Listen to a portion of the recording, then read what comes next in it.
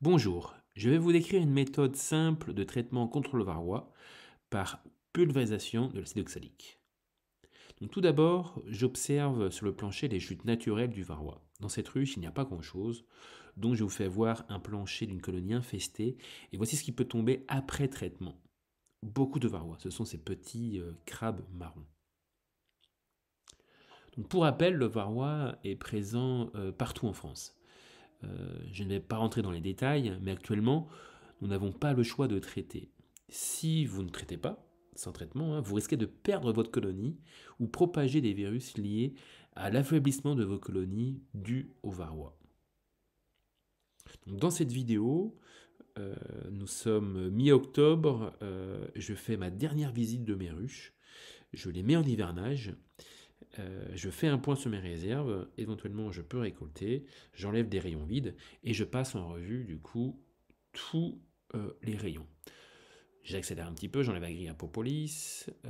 Voici des rayons vides que je mets de côté à l'autre bout de la ruche. Je gratte un petit peu de propolis en partie haute. Je passe, je cherche la reine. Donc la voici. Donc ce rayon-là, je le colle pas aux autres rayons. Je laisse un écart. Ce qui me permet de ne pas la chercher et surtout, quand je vais passer de l'acide oxalique, de ne pas en mettre dessus. L'acide oxalique imbibe la cuticule des abeilles. Donc là, j'enlève un petit pont de cire collé entre le rayon et la paroi. Avec mon lève-cadre, ceci peut arriver sur les rayons qui sont excentrés, où le miel est stocké généralement. Donc voici ma ruche prête pour le traitement à l'acide oxalique par pulvérisation. Je mets mon masque, je mets mes lunettes, je range le matériel et c'est parti. Je vais pulvériser 2-3 coups de gâchette par face, un petit peu à l'intérieur et je remets le rayon bien collé contre la cale interbarrette et de la paroi de la ruche. Et c'est parti, j'enchaîne. Donc la période est très intéressante car aujourd'hui il y a un arrêt de ponte. Le traitement du varroa sera super efficace car le varroa sont tous à découvert. Il n'est pas en train de se reproduire dans le couvain, il est à nu et donc vulnérable.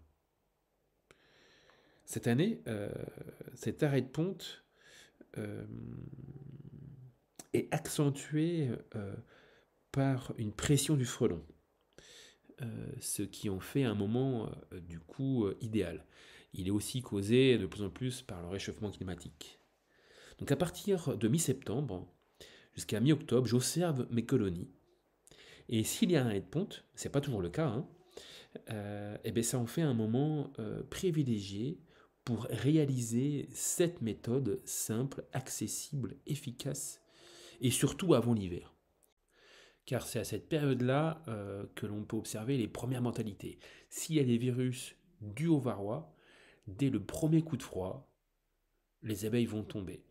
Et à ce moment-là, on peut observer les premières mortalités dues au varroa. Donc en rucher pentu, nous sommes en agriculture biologique et je dois donc utiliser un produit avec une AMM, une autorisation de mise sur le marché. J'utilise le Varoxal, c'est de l'acide oxalique déshydraté. La recette elle est simple. Je mets 30 g d'acide dans 1 litre d'eau et l'application est prête.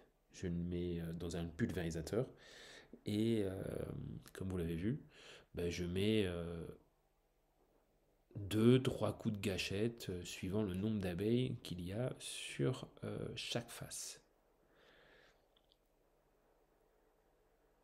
L'avantage de cette méthode, c'est que l'on voit dans la colonie s'il y a du couvain. Et donc on va pouvoir mesurer son efficacité. S'il y a du couvain, son efficacité sera moins bonne. Donc éventuellement, on pourra retraiter 15-20 jours après si les conditions météo le permettent. Mais si c'est pas le cas, voilà, il faut au moins faire ce traitement-là, même s'il y a du couvain. Je vais dire, moi, ça m'est arrivé l'an dernier. J'ai fait toutes mes ruches, il y avait un petit peu de couvain, pas sur toutes les ruches, mais voilà. Donc là, cette année, quasiment 90% de mes ruches, plus de 90, voire 95% de mes ruches n'avaient plus de couvain. Donc je sais que mes colonies sont populeuses, qu'il n'y avait pas de couvain, le traitement sera efficace et je vais bien hiverner, avec de belles réserves. Voilà, et je repasserai un petit coup d'acide oxalique par sublimation cet hiver. En attendant, je suis confiant, je suis serein, même s'il y a beaucoup de frelons. Je ferme tout, je mets la propolis dans mon petit pot,